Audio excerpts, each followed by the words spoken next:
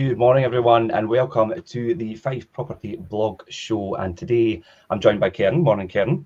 Good morning. And we are going to talk about inventory essentials. Now, this is really everything and all you need to avoid disputes and really protect your rental property.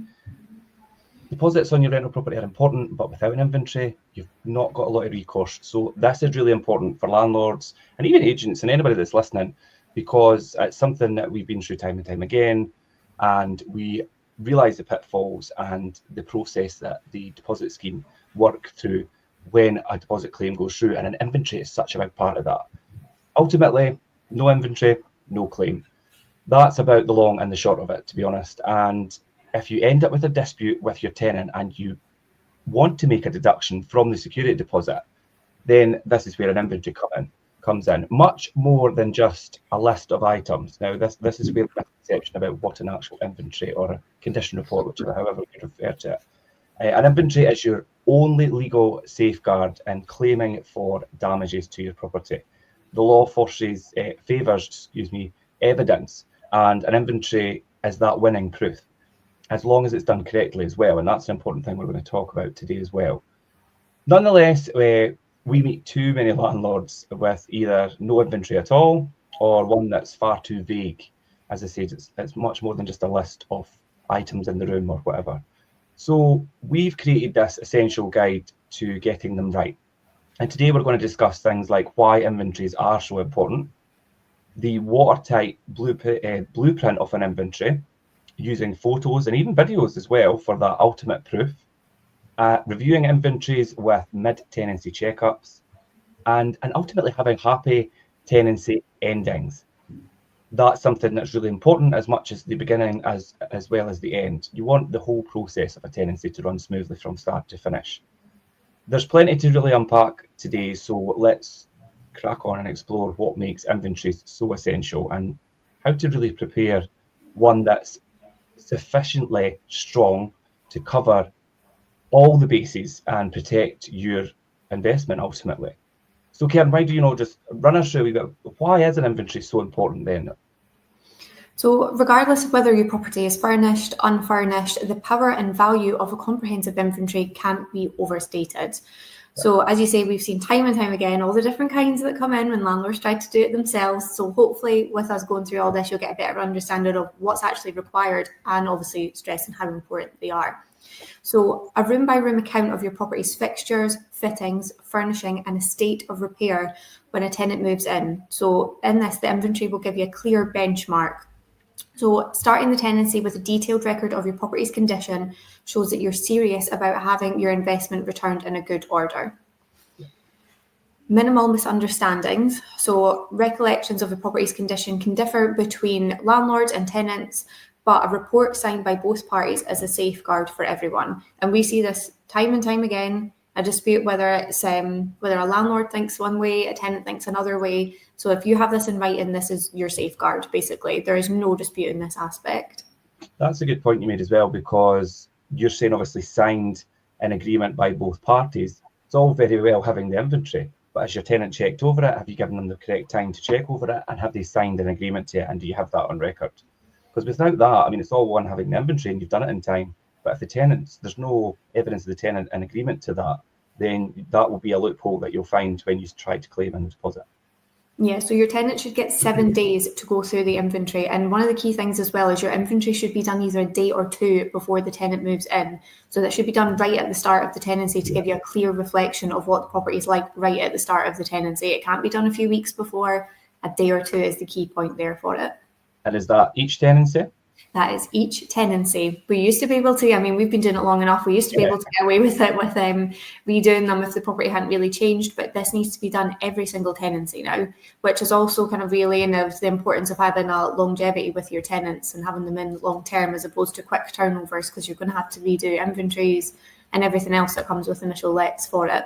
I will just jump in. Obviously, we're saying it needs to be done every tenancy, but there isn't any mandatory enforcement to have an inventory, just so you're aware. So you don't need to in the grand scheme of things, but it's best practice, it's smart practice, and it's, like you say, it safeguards your investment and your property and things. So it really makes sense for the average price of an inventory for a 2 bedroom property is about £100. When you weigh that up to the potential loss that you could have if things go wrong, it pales in comparison. So yeah, pales in comparison. And that's for getting a professional to do it as well. Like we have obviously a contractor that comes in and carries the inventories out. We had a point where I was doing them and it takes hours. So it's very worthwhile getting a contractor in to do your inventory, and it also gives you that impartial aspect of it as well, which they will look for when it comes around to a deposit claim. And obviously you're looking for that legal leverage also. So you can all but guarantee that you'll lose any dispute or claim against your tenant's security deposit if you don't have an inventory to support your case. So like you've said, Victor, basically no inventory, no claim these days. No, definitely not nowadays. And given all the above, even though the law doesn't require an inventory, there's still really no good reason not to have one. It could save you hundreds, if not thousands of pounds. So even if this is something that is going to exceed the deposit that you have, if you're going to, for example, going through a court proceeding to be claiming back for rent arrears or damages that have exceeded the deposit, again, you're going to need an inventory for that. Yeah, definitely. Yeah, they're all good points, and I think things that you really need to take into serious consideration at the beginning of a tenancy if you're a landlord. And your agent will advise you of all these points and the benefit of having that in place to you. So, I mean, I would consider it seriously. I don't think we don't have any properties without an inventory. I think there's probably the odd one, but that's their choice. But against better judgment. So yes, that's all on their head be it situation. A watertight inventory, then blueprint. You obviously says, and we've all had our turn at doing inventories over the years, and they're quite time consuming and they're quite comprehensive. And having an independent inventory clerk do that is really important. Having the correct blueprint for doing that as well is quite important. A successful inventory is really thorough. It covers everything from, the front gate right to the attic. It's not just about what's in the property, but it's also the condition of those items at the start of the tenancy as well. So here's what should be included and recorded to set clear expectations of the maintenance. So we'll firstly say like the structure and the fittings. So things that should be documented are the doors, the walls, the flooring, the ceiling, as well as any permanent fixtures like the bathroom fittings, built-in wardrobes, and your kitchen units and everything that goes in with them that's fixed. They should all be included. Then if you're doing furnished or you're including white goods, so furniture and appliances, there should be a list of all these furnishings, the appliances listed by brand and model and age, noting their existing wear and tear, any scratches or any imperfections, because anything that gets missed or not picked up on and isn't recorded, if it was there already, then you've not got any evidence to say that, and the tenant likewise could pick that up, and that's why they get that 7 days to review, because there are things there that's initially not recorded. They have an opportunity to amend that, which is only fair. And likewise, if it's been done thoroughly and the tenant agrees, when there is scratches and imperfections and things that don't constitute or fall under wear and tear, you could then hold them responsible. So that this is where it's really important. So yeah, furnishings and appliances, especially if you're doing fully furnished properties, this is something that you really need to have in place. Fully furnished inventories are charged a wee bit extra as well. And I've seen it so many times where I go to obviously meet with a landlord and cover the first place, and they'll say, my property's unfurnished, I don't need an inventory. Yeah. And I mean, we're covering literally everything that it needs. Like even if you are unfurnished, it's going to take into account your decor, your flooring, any wear and tear that's already there, any wear and tear that's not already there. And right down to like your fixtures, fittings, your light switches, plug sockets, everything, even the cleanliness as well. So these are all really important things that it'll take into account, even if your property is unfurnished. Still such an important aspect to have.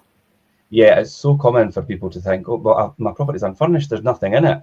But then you need to look at the decorative and the functional state as well. So like you said, like floor coverings, curtains, blinds, light fittings, the paint or the wallpaper that's on the walls. Because I mean, if these get damaged, they need to be repainted or repapered or whatever. It's quite a costly expense to redo that if you're having to do that in between tenancies. And the condition should also be recorded to ensure minimal disagreements or arguments about what that state is. And we have done a few training sessions with Safe Deposit Scotland, who we work with, and about the terminology of how things are spoken about, or whether things are freshly decorated, or things are the cleanliness as well. Cleanliness is quite a big thing. This is the biggest area of dispute between any deposit. Your best defence is to arrange that professional deep clean, include the inside of all the appliances, and attach possibly receipts and things to the inventory as well. But it's that terminology about how you explain in the writing, not just to the photos, but how clean is it? And as we say, is it professionally clean? Is it domestically cleaned? Is it to a high standard? Is it to a low standard? Yeah, and it's all this terminology that will help you on your side if you need to make a claim, and really put that across in writing as well as the pictures to explain how clean or how the condition of something is. So that's really important, and an inventory clerk who is qualified to do that will do it correctly. And if you don't and try and do it yourself, it can be quite time consuming. And we all know that time is the most important thing, and you don't want to spend hours and hours doing inventories when you could be doing something else. And cleanliness is definitely one of the biggest ones as well. I mean, we see like that's something where there's such a broad span. I mean, we've covered even like 4 different terminologies of being able to refer to cleanliness. And that's one of the things when tenants move out, their expectation of what is clean and yours can be completely different. Yeah. So having that inventory is obviously that clear definition of what standard of cleanliness it was given to them. And so that is your comeback, because I mean, we've seen probably the biggest disputes over cleanliness. Yeah, oh, definitely. And I think that's across the board. It'll always be the biggest dispute. And I think the moral of the story there is that if you're in doubt, if you are doing it yourself, record it. If there's anything that you think that needs to go in there, anything left out may lead to disputes ultimately. So including every detail is time well spent, and minimising potential for trouble later on, i.e. at the end of the tenancy, or as you try to obviously wrap things up in return or claim from the deposit. And obviously photos and videos are the most beneficial way to do that. They are the ultimate proof. So, I mean, they say a picture is worth 1,000 words, and an inventory with high quality photos and videos provides concrete evidence of each item's condition at the start of the tenancy. So this is one of these occasions, get snap happy. So for each room, combine wide angle shots and clear views of the layout with close-ups of any unique features, marks, or sign of wear on surfaces. So if there's anything that is any slight imperfection, any slight wear, get your close-up photos of that. Even for things, I mean, we can get a software that takes us through each aspect in which they want it covered. And even it's down to, like, as I say, plug sockets, light switches, right down to the skirting boards, the window sills, everything. So these are all things you need to be documenting in the inventory and taking photos of as well. So you can also press record. A clearly date-stamped video with a walkthrough can be particularly helpful, especially when highlighting areas like bathroom fixtures and kitchen surfaces. And one of the key things from there is date-stamped. I thought you would probably pick up on it, because it's so important, whether it's video or whether it's picture, about the dates. I'm sure you've come across claims in the past where not being date stamped or things being done too far away from the start of the tenancy has become a problem. It has. So like I say, these things need to be date stamped, time stamped, and done a day or two before the tenant moves in. So even if you're doing it a week before, it's still too early. They want it done ideally as close to the tenant moving in as possible, if not doing it when the tenant is like at the move-in, basically. So the closer, the better. I mean, it would be fair to say, I mean, generally we are the day, if not the latest, 2 days before.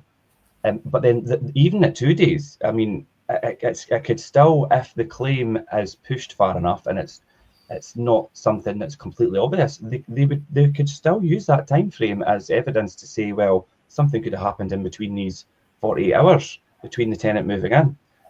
Which is, I mean, that sounds kind of pedantic, but it's true. And if somebody wants to push far enough, they could probably use that time scale. So, I mean, our inventory clerk is in the day prior mostly, but obviously time and things, it's not always easy to do that, but definitely no longer than 2 days or 48 hours beforehand, because it can be used as a time scale that things could have changed in between. Mm-hmm. It leaves it open. Yeah, and one of the best things as well you can do is store your files securely. So keep your digital files safe and secure. backs up locations as well and attach them to the inventory documents, so you and your tenant each have a copy. So again, like we've touched on, key factor there, both you and your tenant should have a copy of the inventory and any other supporting documents to go along with it. So to sum up, photos and videos are invaluable context for and visual proof, making it far easier to claim against your tenant's deposit if damage occurs. Yeah, because I think obviously the descriptions and the way that the descriptions are worded and written they clearly have their place, and things have to be listed and itemized and things as well. But to back that up with the minimum of photos is so important. Time-stamped photos to accompany and support the text that's in your inventory is important. Video is not always necessary, but if you could do it and have it attached, it gives a much clearer picture as well of what the property is like. So I think that's an important thing to think about. Yeah, I'd say it's quite good for like an overview, but when it comes to like your pictures are probably going to be, your pictures and your descriptions are going to be the key things. And like we say, if you're taking, you could write a description, but if you have a photo to actually back that up, then really there should be no question in it when it does come to the end of the tenancy, because there is the photographic evidence for it. Yeah, photos and videos I think are so important, especially in this day and age as well, when we've got the technology to do it. It should be there. The next thing on the list was the mid-tenancy checkups. Mid-tenancy checkups, I mean, Kerin, you and I have worked obviously through COVID and lockdown, and you know, this whole process where we weren't allowed to do inspections, and it made things really difficult. And society has become kind of in that mindset, whereas like the personal space thing, and it's understandable and that's fine. And as agents and things, we don't want to be coming out and doing big invasive inspections and constantly in a tenant's property. We are happy to live and let live, but we need to obviously to keep things above board and make sure that the property is being looked after, to have that visual point of review of the property throughout the tenancy at periodic times. Although it's been a bit challenged since lockdown and things, because people are in that mindset. Yeah, I mean, the amount of tenants that we spoke to get their inspections booked in post-COVID, and they're like, well, I've not had one for a while. And it's like, but pre-COVID, I mean, they were so used to getting them every 3 to 6 months. It was so regular, and it was so much easier because that's what they expected. That's just what happened. They knew what was going on. And we've got a lot of new tenancies, obviously, since then as well. So it's a completely different shift from what we had, from tenants that we had really good relationships with because we were there so often at their properties, to ones that are now unexpected when they get an inspection coming along, despite the fact we do highlight that to them at the start of their tenancy, and it's obviously within their tenancy agreement as well. Yeah, it's kind of flipped on its head, like lockdown and the pandemic done to a lot of things, and we've had to adapt to that and try and obviously be more kind of accommodating. Like, luckily we do have a great relationship with nearly all our tenants. I mean, most of them are very receptive and quite happy for us to come out and have a look at the property, and I think it's as long as you explain to them that's to their benefit as well, because we pick up on things that they might not pick up on that keep the property in a better condition for them to live in and things as well. And like I say, so mid-tenancy checkups alongside preparing an inventory when tenants move in, then reviewing it when they move out. Mid-tenancy inspections are that price list tool for really maintaining the property and its condition throughout the tenancy. And that's done by, obviously, these checkups should be sure to write a mid-tenancy inspection into the contract and the move-in pack. And like you said, Kim, make people fully aware that that's what the expectation is. I think set that agenda from the outset at the beginning so that they know. But regardless of how many times it's maybe relayed or put in writing, some people don't always completely read or take in what's been given to them. So it is sometimes like a bit of a surprise, especially to new tenants or possibly people that are new to letting a property, as opposed to obviously what they've done prior. And it might be obviously their age, or if maybe retired and downsized and renting for the retirement and things. You see that a lot, where you need to really talk people through how actually letting a property works. But they're so important as well. That have had mortgages and they've gone into rented. It's obviously a very big change for them. So it's bit of a culture shock sometimes, but they're beneficial because, like we say, it builds up a relationship with the tenants, and they are good for spotting things that tenants perhaps don't. So, for example, like if the gutters are choked, That could be causing a lot of damage, like water ingress. Same with like the bath seal as well. If that's maybe burst, then that's going to be causing a lot of water damage to the property as well. So just little things like that that you can become quite complacent to. These are the things that we're checking on. And of course the compliance as well, making sure that that's your smoke alarms are all still up. The amount of times you go in and a tenant's removed the head from the smoke alarm because it was beeping, I'll put a new battery in it and get it back up there. Yeah, that's another important thing about inventories as well, because and our inventory collect does this and make sure that all the smoke alarms and the carbon monoxide detector are all noted in their dates of when they were installed and things. That's all on the inventory as well as like the meters and meter readings for gas and electric and things as well. So all these important things that are recorded at the beginning are really important. But yeah, spotting those maintenance issues that generally tenants might not, and we are kind of entering into like the generation rent. A lot of younger people are renting now. Like you say, mortgage rates and things are quite high, and it's not as easy to get on the property ladder. And it's a lot easier gig it's a lot less expensive entry and things into a rental property where you've got less expense for maintenance and things as well. And it gives people that flexibility, especially if people are moving around working or, not quite. If you're at that age where you've not quite decided this is where I want to be or this is what I want to do, renting is a generation rent, and it definitely is becoming a thing, as well as Sophie and I spoke about this on the midweek show. There's a lot of the older generation who don't have like bungalows and things to downsize into. They're selling up to release their equity they've got tied up in their house, and they're deciding to rent for several years or even the entirety of their retirement rather than buying something else, because they can't find the right property. So all these people are the ones that obviously need to be educated on how it works. And tenancy inspections are something that they don't expect, but they are so important. So yeah, and gutters are a big thing.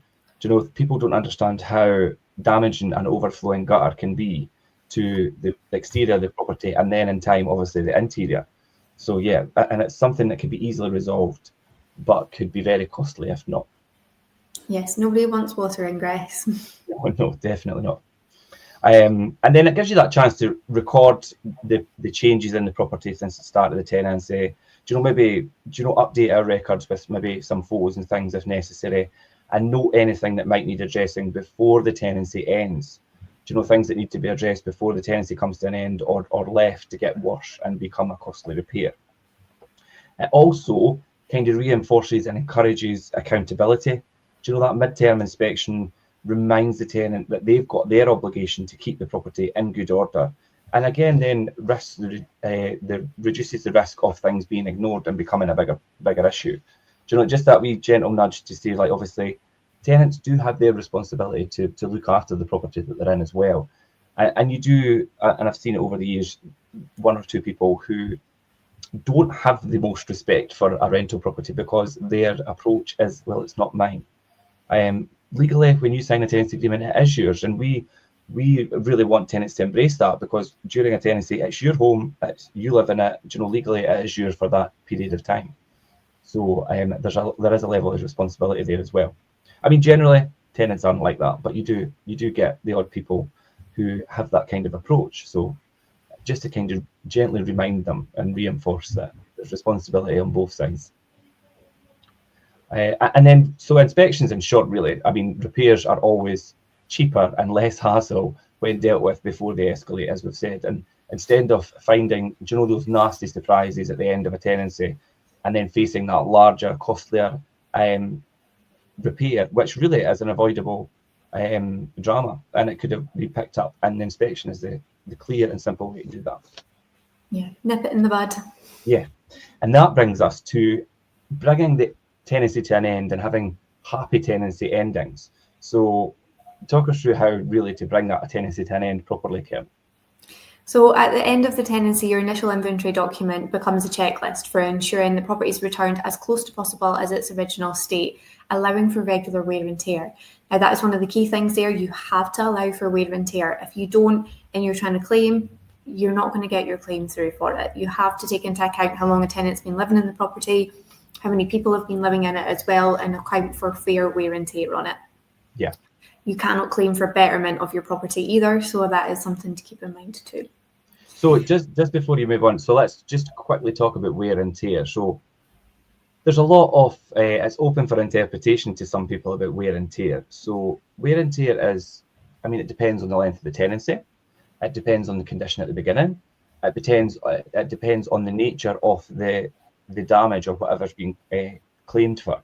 So let's just use a kind of loose example. So if you've been in a property that was just newly renovated and you were there for, let's say, 9 months, and when you move out, we're moving furniture out the property and left big marks on the skirtings or on the hallway wall that was all freshly painted and things as well, that is not wear and tear. That's damage. If you've been in a property that was newly renovated and you were there for 5 years, and say your hall carpet has the high traffic area where you could see people have been walking back and forward, not necessarily dirty or soiled, but just obviously foot traffic, that's wear and tear over a period of 5 years. So that's just a loose example. That is when there's a shorter length, when it's maybe you've only been there for maybe 18 months to 2 years, and there's a few slight marks. Is that wear and tear? Is it not? Depends on the nature of the mark and how it got there and things, whether it was in damage from carelessness or just something that happens over time because it's a high traffic area maybe. If you've got a family with mum, dad, 3 kids and a dog, and they're in there for 2 years, you're going to expect some sort of wee nicks and things that really are unavoidable when a family lives in a property. If there's a lot of damage and things are soiled and dirty, then it's a wee bit, that then falls into obviously being careless and damage to the property. So, but that's what the deposit scheme is there for. If in doubt, everybody provides evidence from both sides, and an independent adjudicator will go through the evidence and decide where that lands and what should be awarded, if anything. Yeah, and this stage is obviously key for a smooth transition between the tenants and a speedy resolution around the deposit deductions. So some of the key things to make sure to do are carry out an end of tenancy walkthrough. So this is taking a fresh set of photos to go through the inventory line by line, comparing the condition at the checkout to the original document. So this is your reference form, basically. This is what you're going to be able to compare against, compare to. I mean, especially for ourselves, when we're moving in and out so many people, that inventory is key because you're not always going to remember if that scuff was there before they moved in or not. So it's such an important aspect to have. And also discuss it with your tenant. So give them the full details of any claim you wish to make, including photos, cost estimate, so you can review it, respond and agree to a deduction. Now, we know the deposit dispute can take months. It is a very lengthy process if you are going through that dispute resolution. So if you can communicate with your tenant and have that discussion and come to a reasonable compromise on it, at least at the end of the tenancy, it'll save both of you a lot of time and a lot of work as well that has to go into it. Yeah, I think if there's transparency and honesty and things between the agent or you as the landlord with the tenant, and you both agree at the end, right? Okay, this like we'll agree on paying it. It makes the whole process so much easier. It's when people don't agree and there's that, and it has to go to dispute resolution, and it can be a very lengthy process. Yeah, so if you can, obviously you will have to file a deposit claim if necessary. So if you can't resolve things with your tenant, your inventory, photos and videos are the irrefutable proof that you need to make a successful claim. So it's no exaggeration to say that a solid exit inventory is the closest thing to guarantee a smooth handover with a swift resolution, instead of a costly, drawn-out conflict with landlords' inventories. And landlords without inventories do usually lose this. So you need not only your inventory at the start, but you also need that checkout report as well. So these 2 documents are what's going to be if you need to make a claim, and even for tenants to be able to protect themselves as well. If you get some landlords that make some completely unreasonable requests. So this, as you said, is an impartial adjudicator that will be going through this if a resolution can't be made. So it's to keep it fair, not only for landlords, but also for tenants as well. Yeah, definitely. And I hope, like, we've went through all this today, and I hope that really kind of demonstrates the importance of an inventory. As we said at the beginning, it's not mandatory, but it's and I would obviously push it as good practice, but I would say it's necessary. It really is. I mean, we've seen it time and time again where possibly people are self-managed and things as well, and they come to us and they've not got an inventory and they're struggling with a deposit claim, And it leaves us in a position where, well, we would love to help, but without this evidence, it makes it really difficult. So then I think if you've been listening today and thinking to yourself, the question you really need to ask yourself is, do you know, will my inventory hold up in a dispute, or do you actually have an inventory? And if people are unsure about what that is, I mean, feel free to come to either Kerin or I, and we'd happily obviously discuss with you and show you exactly what an inventory should look like. And you know, you could jump in the comments and drop a comment to us if this is live, but if it's in the reruns, in the comments, we'll be able to come back to you, or you could contact on the blog attached. Has got our contact details in there, and we'd love to have a wee chat with anyone. It's something that we've done time and time again. Yeah, I got the t-shirt, so it's something that comes kind of second nature to us because it's what we do as a job. It might be totally alien to somebody that has possibly let property for quite a number of years, but because things have changed and the whole landscape of the private renting sector and how things are done has changed so much over the last few years, and indeed inventories are such an important part of that, albeit not mandatory. So I think that's one thing that you need to seriously consider. Any information you want on that, feel free to speak to us and we would happily go through it with you. And there's softwares out there as well that can help if you are a landlord that is self-managing and you maybe don't have access or contact details for a professional inventory clerk. There are softwares out there that you can do it yourself, but it will take you through each step, so you're not actually missing out on the key things that you need involved in there. So again, if you need any recommendations for them, or you would even like a sample of what all goes into it. I mean, we have landlords that say they're going to do their own when I first start explaining it to them, and then I send them a sample and they see it's easily about 50 pages long for one document. They're like, no, just pay to get it done.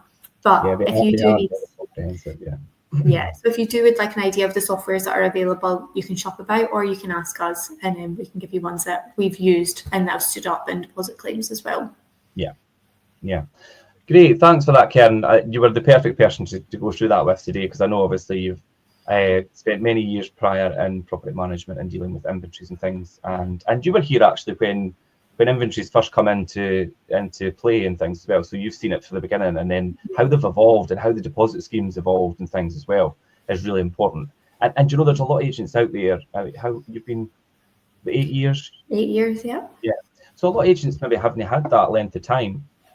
So you and I have seen that whole process evolve and how evolution. Yeah, but it is really important. So they might not understand the benefits of where we used to be compared to how we are at the present day. So, but yeah, as always, any questions, guys, please just bring them to us, and we'll leave it there today. That was really great, Kerin. Thank you for joining me, and we'll catch you next time on the blog show. Goodbye.